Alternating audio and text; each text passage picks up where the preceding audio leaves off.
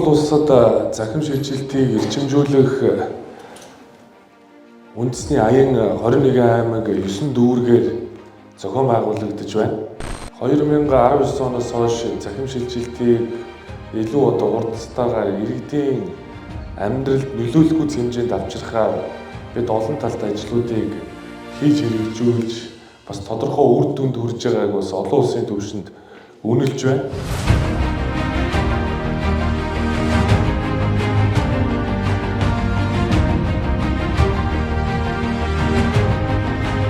Ур чадвар аян хэрэгжиж эхэлж байгаад нийгмийн ачлалны хувьд маш баяртай байна.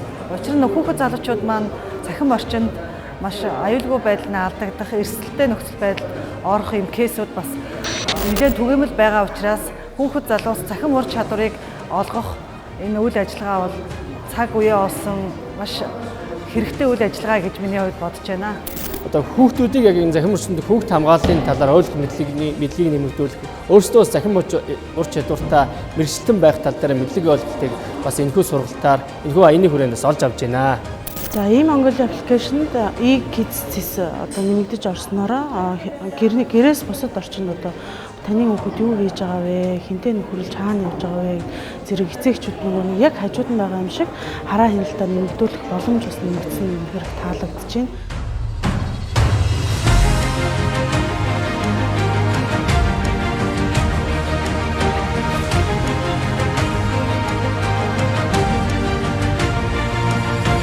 За нийт хүүхэд залуучуудаа захим орчинд бие биеэ хөндлөн соёлтой байхыг уриалж байна.